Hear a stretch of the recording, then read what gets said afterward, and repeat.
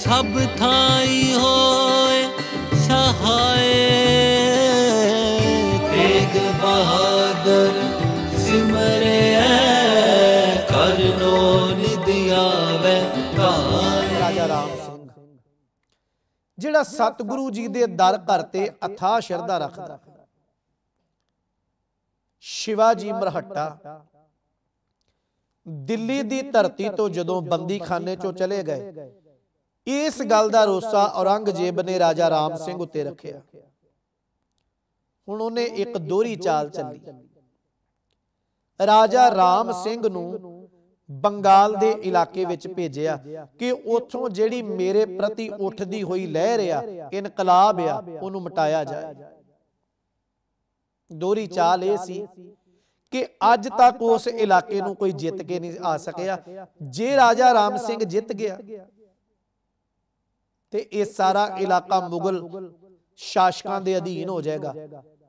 जे राजा राम सिंह मर गया ते इहनूं जिहड़ी सज़ा देनी वो साडे वल्लों पूरी हो जाएगी। राजा राम सिंह दे नाल अनेकां लोक ते फौज दे के बादशाह औरंगजेब ने दिल्ली तो इस इलाके वल भेजिया। राजा राम सिंह धन गुरु तेग बहादुर जी दे चरनां दे उत्ते अथाह शरधा रखदा। चलदियां होया मैं इतिहास दी लड़ी नूं नेड़े करां।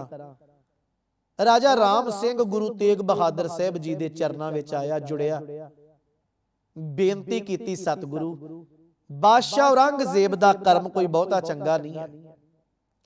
हिंदुस्तान दी सरजमी दे लोकां दा जीना मुश्किल होया पिया।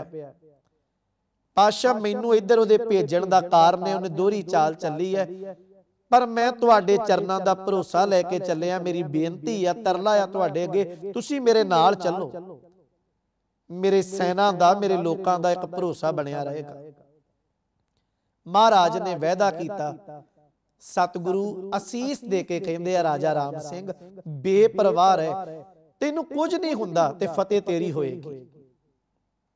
सत बचन कहे। ढाके तो महाराज नदी नूं पार करके असाम अपड़े, जिथे अजकल गुरुद्वारा धूबड़ी साहिब है। बड़ा वड्डा दरिया आ ब्रह्मपुत्र।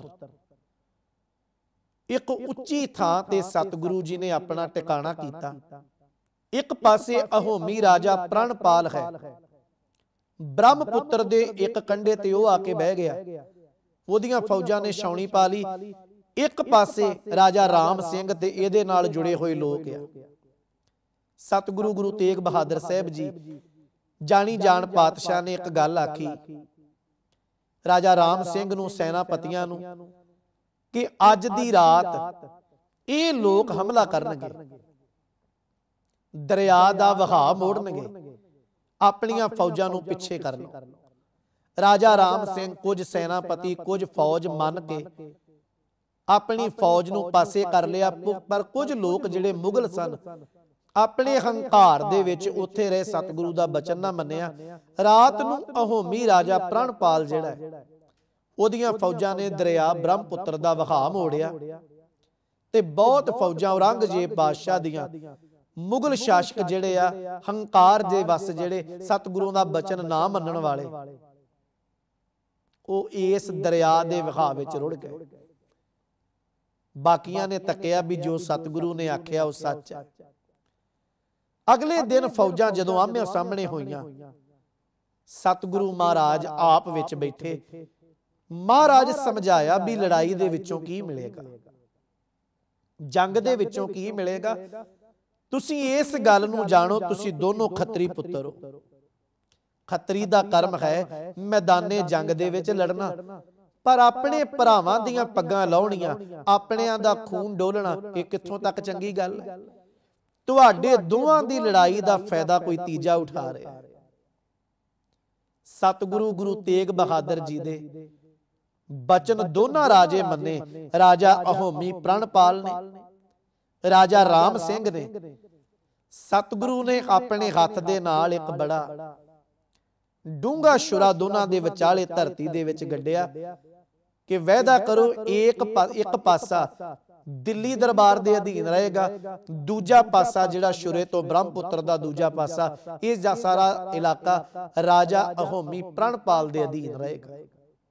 ਦੋਵਾਂ ਰਾਜਿਆਂ ਧੰਨ ਗੁਰੂ ਤੇਗ ਬਹਾਦਰ ਸਾਹਿਬ ਜੀ ਦੇ ਚਰਨਾਂ ਨੂੰ ਮੰਨਦਿਆਂ ਸੱਚੇ ਪਾਤਸ਼ਾਹ ਦੇ ਨਾਲ ਸਹਿਮਤੀ ਪ੍ਰਗਟਾਈ, ਪਾਤਸ਼ਾਹ ਦੇ ਹੁਕਮ ਨੂੰ ਸੱਤ ਕਰਕੇ ਮੰਨਿਆ ਤੇ ਦੋਨਾਂ ਰਾਜਿਆਂ ਦੀਆਂ ਫੌਜਾਂ ਨੇ ਆਪਣੀਆਂ ਢਾਲਾਂ ਵਿੱਚ ਮਿੱਟੀ ਭਰ ਭਰ ਕੇ ਸਤਿਗੁਰੂ ਜੀ ਦਾ ਇਹ ਸਥਾਨ ਬਣਾਇਆ, ਜਿੱਥੇ ਸਤਿਗੁਰੂ ਸੱਚੇ ਪਾਤਸ਼ਾਹ ਨੇ ਖੰਜਰ ਮਾਰਿਆ ਉਹਨੂੰ ਗੁਰ ਖੰਜਰਪੁਰ ਕਹਿ ਕੇ ਅੱਜ ਵੀ ਚੇਤੇ ਕੀਤਾ ਜਾਂਦਾ।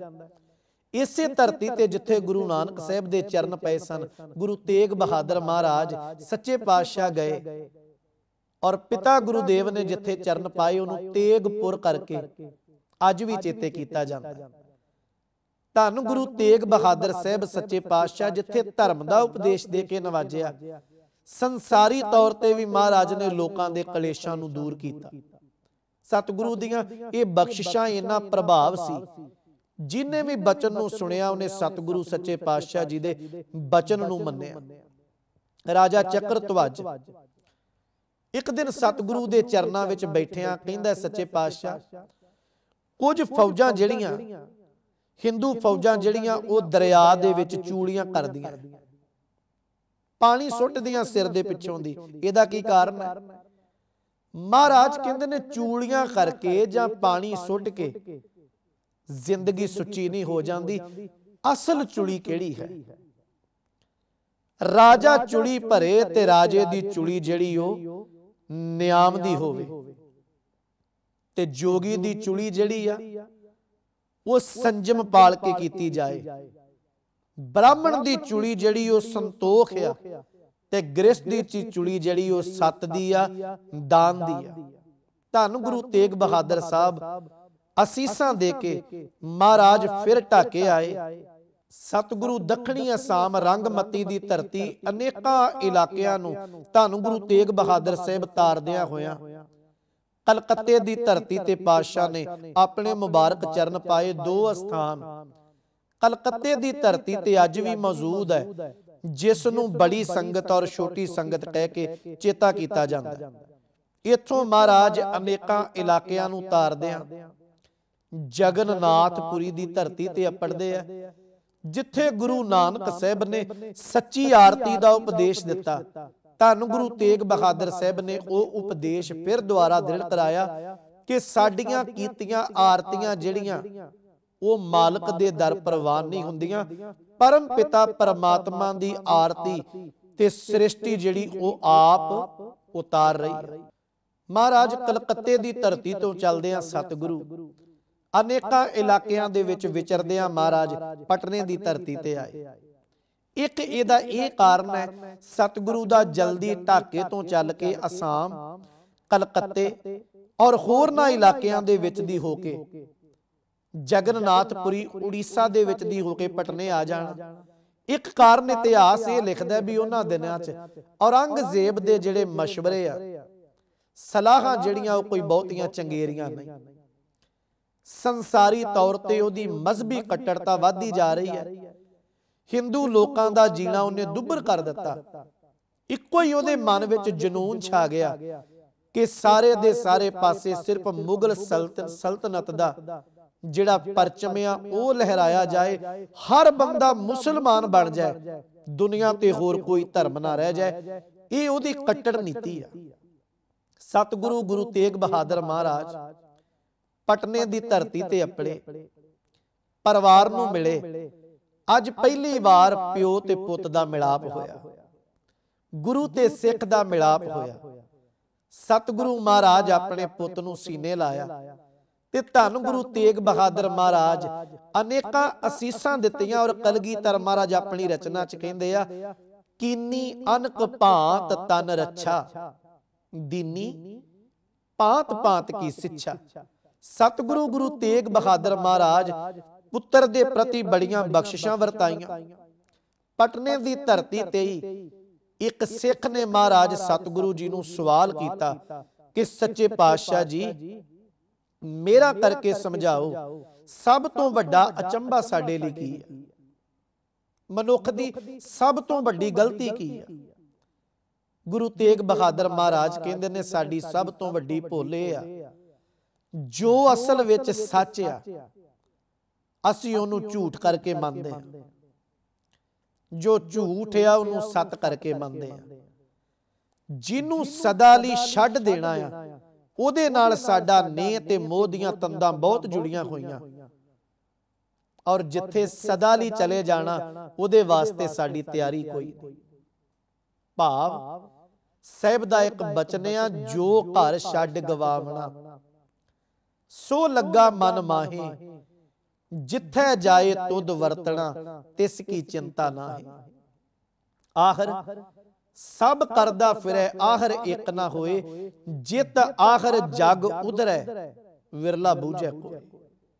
ਸਾਹਿਬ ਸਤਿਗੁਰੂ ਗੁਰੂ ਤੇਗ ਬਹਾਦਰ ਸਾਹਿਬ ਕੋਲੋਂ ਬਚਨ ਸੁਣੇ ਕਿ ਸਾਡੇ ਕਰਮ ਜਿਹੜੇ ਸਾਡੀ ਭੁੱਲ ਹੈ, ਸੰਸਾਰ ਨੂੰ ਸੱਚ ਕਰਕੇ ਮੰਨਿਆ ਪਰ ਇਹ ਝੂਠਾ ਹੈ। ਪਰਮ ਪਿਤਾ ਪਰਮਾਤਮਾ ਦਾ ਦਰ ਹਮੇਸ਼ਾ ਸਦੀਵੀ ਸੱਚਾ ਹੈ, ਉਹਦੇ ਲਈ ਸਾਡੇ ਅੰਦਰ ਅਜੇ ਤਾਂਘ ਨਹੀਂ ਪੈਦਾ ਹੋ ਰਹੀ। ਧੰਨ ਗੁਰੂ ਤੇਗ ਬਹਾਦਰ ਸਾਹਿਬ ਦੇ ਸੱਜੇ ਹੋਏ ਦੀਵਾਨ 'ਚ ਸਤਿਕਾਰਯੋਗ ਭਾਈ ਸਾਹਿਬ ਭਾਈ ਜੈਤਾ ਜੀ ਨੇ ਸਵਾਲ ਰੱਖਿਆ, ਮਹਾਰਾਜ ਕੀ ਜੀਵ ਕਰਮਾਂ ਦੇ ਵਸ ਵਿੱਚ ਹੈ? ਜੀਵ ਨਾਲ ਕਰਮ ਕਿੱਦਾਂ ਜੁੜ ਜਾਂਦੇ ਆ?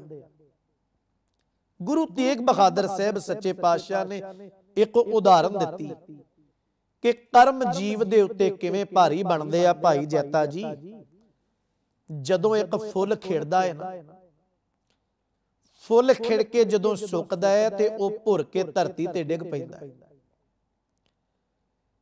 ਫੁੱਲ ਸੁੱਕ ਕੇ ਧਰਤੀ ਤੇ ਡਿੱਗਣ ਤੋਂ ਬਾਅਦ, ਭੁਰਨ ਤੋਂ ਬਾਅਦ ਉਹਦੇ ਬੀਜ ਵੀ ਡਿੱਗਦੇ ਆ।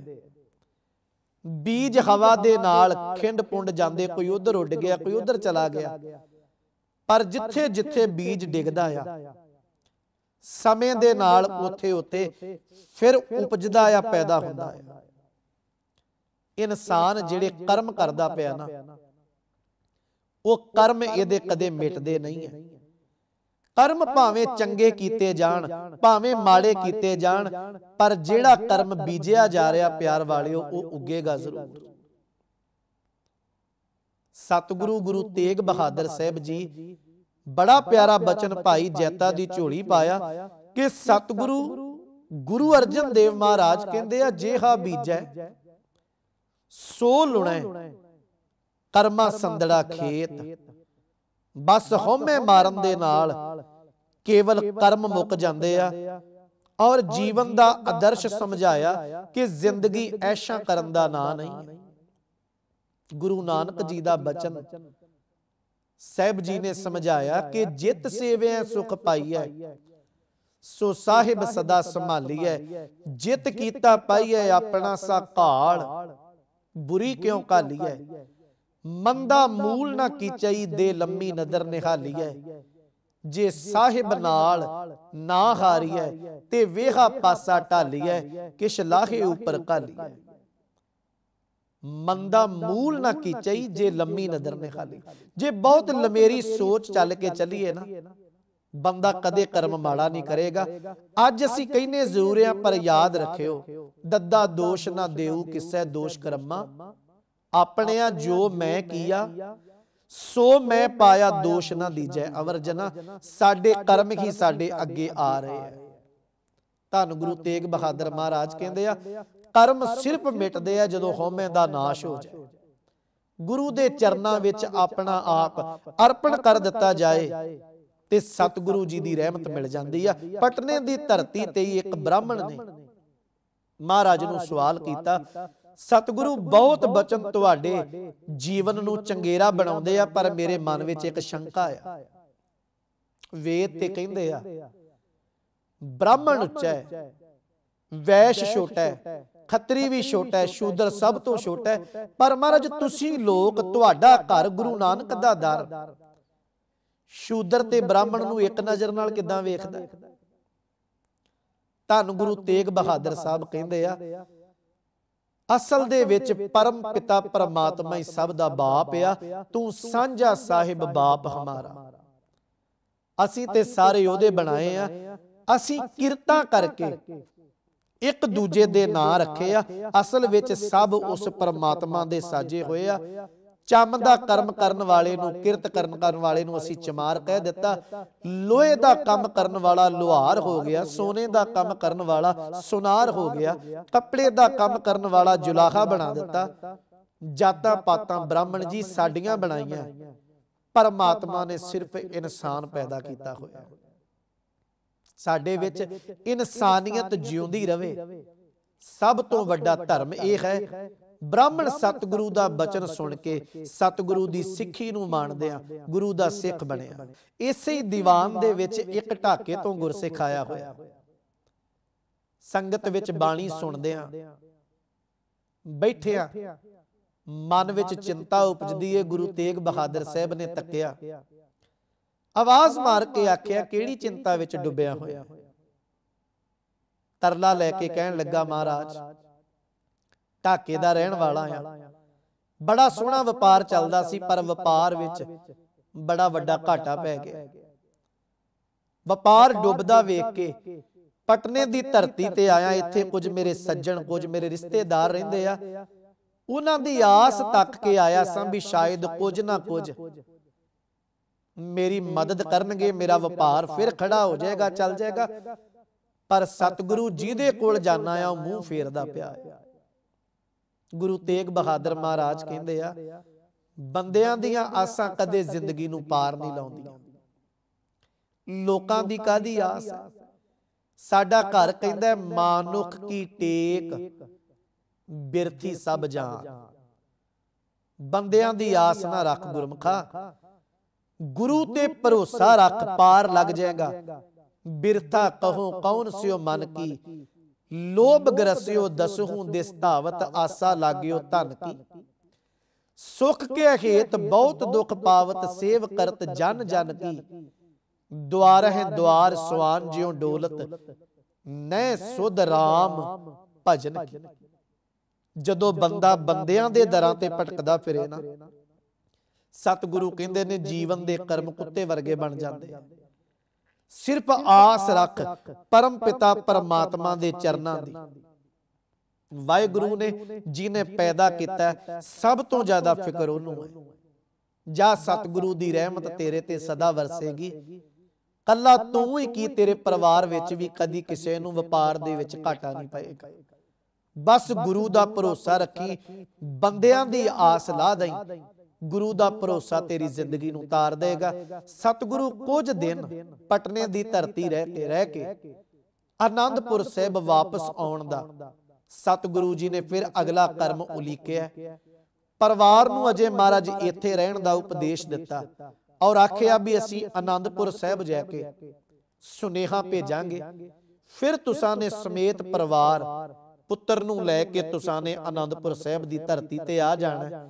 ਕਿਵੇਂ ਮਹਾਰਾਜ ਸਤਿਗੁਰੂ ਪਟਨੇ ਦੀ ਧਰਤੀ ਤੋਂ ਚੱਲ ਕੇ ਆਨੰਦਪੁਰ ਸਾਹਿਬ ਅੱਪੜਦੇ ਨੇ ਤੇ ਪਿੱਛੋਂ ਪਰਿਵਾਰ ਫਿਰ ਚੱਲਦੇ ਆ, ਕਿਵੇਂ ਆਨੰਦਪੁਰ ਸਾਹਿਬ ਅੱਪੜੇਗਾ।